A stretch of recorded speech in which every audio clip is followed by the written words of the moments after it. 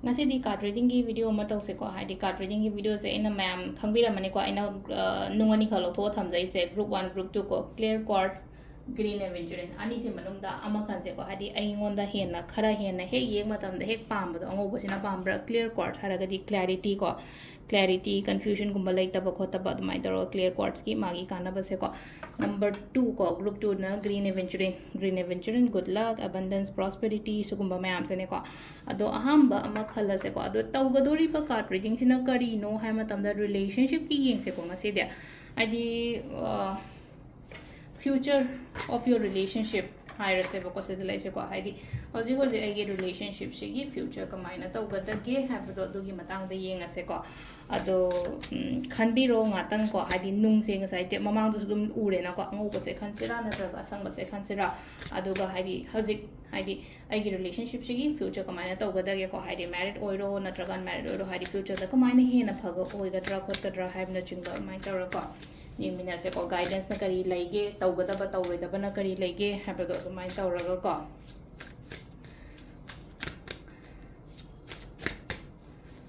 aduna 666 kumba iyo ko haidi comment haidi 6 ki number se koina kaino oina ko akoigi number for Venus ina ko love luxuries kari gra suguma mayam se aduna haidi just comment haidi 666 aduga ko haidi positive messages la agadi haidi form to biyo ko haidi sigi potse haidi phangzare haibagi dumbagi ko clear quartz ni ko ina hamba lo thoije clear quartz khan bangai gi oina aigi relationship kamaina tawgadage haibado ko adugi matang da ni ko yamna sangba kaino reading gi oiro ko sida la ise ko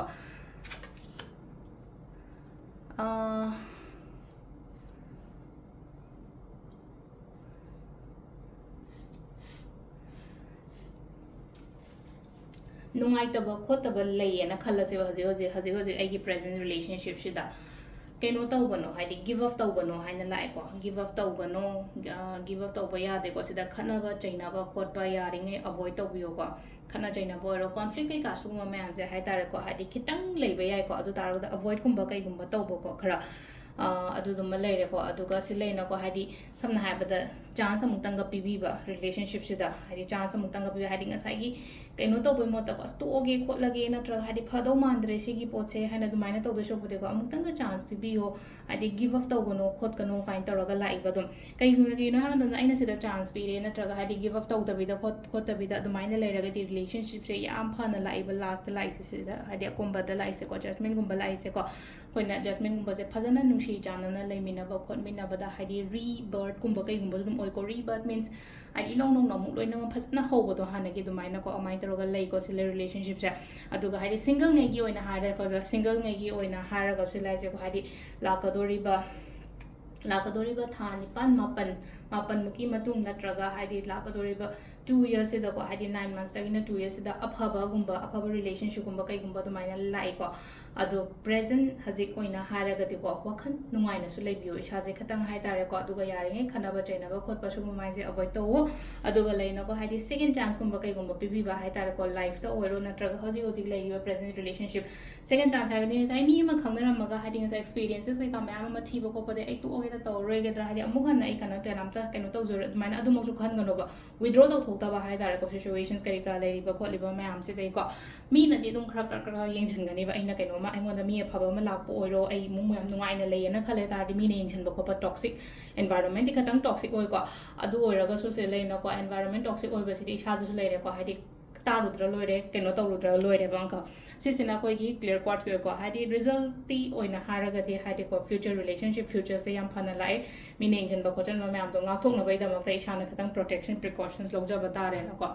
ado si sina koi gi clear quartz le ko haidi green aventurine gi yenga se ko mo green aventurine na kai la ke ha ba to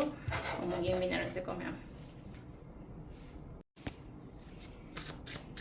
matang gesena green aventurine khan bangai yoina haidi relationship future of this relationship and higher chaka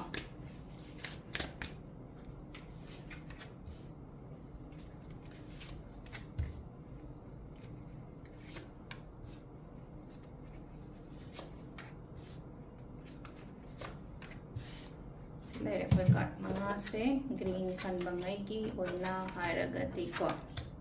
confusion ꯆꯠꯀꯅꯨꯀꯣ confusion ꯆꯠꯀꯅꯨ ꯌꯥꯝ ꯐꯅ ꯂꯥꯛꯏꯀꯣ ꯁꯤ ꯂꯥꯛꯏꯁꯦ ꯔꯤꯂꯦꯁꯟꯁꯤꯞꯁꯦ ꯑꯅꯧꯕ ꯍꯥꯏꯗꯤ ꯑꯅꯧꯕ ꯔꯤꯂꯦꯁꯟꯁꯤꯞꯀꯨꯝꯕ ꯀꯩꯒꯨꯝꯕ ꯂꯥꯛꯄ ꯑꯗꯨꯝꯕꯁꯨ ꯈꯔꯁꯨ ꯄꯤꯀꯣ ꯁꯤꯡꯒꯜꯉꯩꯒꯤ ꯀꯩꯒꯤ ꯑꯣꯏꯅ ꯍꯥꯏꯔꯒꯗꯤꯀꯣ ꯑꯗꯨꯒ ꯑꯃꯅ ꯁꯤꯂꯦꯅꯀꯣ ꯑꯦꯛꯁꯦꯞ ꯇꯧꯕ ꯉꯝꯗꯕꯗꯣ ꯑꯃꯈꯛ ꯀꯩꯅꯣꯝꯃ ꯂꯥꯛꯄ ꯃꯇꯝꯗꯀꯣ ꯍꯥꯏꯇꯥꯔꯦ ꯅꯠꯇ꯭ꯔꯒ ꯑꯦꯛꯁꯦꯞ ꯇꯧꯕ ꯉꯝꯗꯕ ꯍꯥꯏꯔ ꯁꯤꯡꯒꯜꯉꯩ ꯍꯥꯏꯔꯁꯤꯅꯦꯀꯣ ꯑꯩꯈꯣꯏ ꯑꯍꯥꯟꯕ ꯁꯤꯡꯒꯜꯒꯤ ꯃꯇꯥꯡꯗꯅꯦ ꯁꯤꯡꯒꯜ ꯑꯣꯏꯅ ꯂꯩꯔꯤꯕꯉꯩꯒꯤ ꯑꯣꯏꯅ ꯍꯥꯏꯔꯗꯤ ꯃꯤ ꯑꯃ ꯂꯥꯛꯄ ꯃꯇꯝꯗꯀꯣ ꯐꯠꯇ꯭ꯔꯒꯗꯤ ꯌꯥꯗ꯭ꯔꯒꯗꯤ ꯆꯥꯟꯅꯗ꯭ꯔꯒꯗꯤ ꯈꯣꯠꯇ꯭ꯔꯒꯗꯤ ꯍꯥꯏꯅ ꯑꯗꯨꯃꯥꯏꯅ ꯈꯔ ꯍꯥꯟꯅ ꯍꯥꯏꯇꯥꯔꯦꯀꯣ ꯀꯟꯐ꯭ꯌꯨꯖꯟꯒꯨꯝꯕ ꯀꯩꯒꯨꯝꯕ ꯌꯥꯝ ꯂꯩꯕ ꯑꯣꯏꯅ ꯑꯣꯏꯀꯣ ꯑꯗꯨꯒ ꯑꯃꯅ ꯍꯥꯏꯇꯥꯔꯦꯀꯣ ꯑꯗꯨꯗꯨꯃ ꯂꯩꯔꯦꯀꯣ ꯑꯗꯨ ꯁꯤꯗ ꯀꯩꯒꯨꯝꯕ ꯂꯥꯛꯑꯒꯗꯤꯀꯣ ꯍꯥꯏꯗꯤ ꯂꯥꯛꯀꯗꯧꯔꯤꯕ ꯊꯥ ꯑꯅꯤꯒꯨꯝꯕ ꯀꯩꯒꯨꯝꯕ ꯃꯇꯨꯡꯗ ꯃꯤ ꯂꯥꯛꯑꯒꯗꯤꯀꯣ ꯑꯦꯛꯁꯦꯞ ꯇꯧꯕꯤꯌꯣ ꯋꯥꯔꯤ ꯁꯥꯕꯤꯌꯣ ꯀꯩꯅꯣ ꯇꯧꯕꯤꯌꯣꯀꯣ ꯍꯥꯏꯗꯤ ꯌꯦꯡꯉꯣ ꯃꯤꯗꯣ ꯌꯦꯡꯊꯣꯛꯄꯤꯌꯣꯀꯣ ꯑꯗꯨꯃꯥꯏꯅ ꯇꯧꯔꯒ ꯑꯗꯨꯗꯨꯃ ꯂꯩꯔꯦꯀꯣ ꯑꯗꯨꯒ ꯑꯣꯜꯔꯦꯗꯤ ꯔꯤꯂꯦꯁꯟꯁꯤꯞꯇ ꯂꯩꯕ ꯈꯣꯠꯄ ꯑꯃ ꯍꯥꯏꯔꯒꯗꯤ ꯁꯤꯂꯦꯡꯀꯣ ꯂꯩꯔꯤꯕ ꯔꯤꯂꯦꯁꯟꯁꯤꯞꯁꯤꯗ ꯒ꯭ꯔꯣꯠꯀꯨꯝꯕ ꯀꯩꯒꯨꯝꯕꯗꯤ ꯂꯥꯛꯀꯅꯤꯀꯣ ꯏꯁꯥꯁꯤꯗ ꯌꯥꯝꯅ ꯏꯃꯣꯁꯅꯦꯜꯂꯤꯗꯤ ꯈꯤꯇꯪ ꯅꯨꯡꯉꯥꯏꯇꯕ ꯈꯣꯠꯇꯕ ꯈꯔꯗꯤ ꯐꯦꯁ ꯇꯧꯕ ꯈꯣꯠꯄ ꯍꯧꯖꯤꯛꯁꯦ ꯑꯗꯨꯃꯥꯏꯅ ꯇꯧꯔꯒ ꯂꯥꯛꯑꯦꯀꯣ ꯁꯤꯂꯥꯏꯁꯦꯀꯣ ꯏꯃꯣꯁꯅꯦꯜꯂꯤ ꯌꯥꯝꯅ ꯑꯃꯈꯛ ꯃꯅꯤꯡ ꯍꯟꯕꯗꯣ ꯑꯗꯨꯃꯥꯏꯅ ꯇꯧꯔꯒ ꯂꯥꯛꯑꯦꯕ ꯁꯤꯂꯥꯏꯁꯦꯀꯣ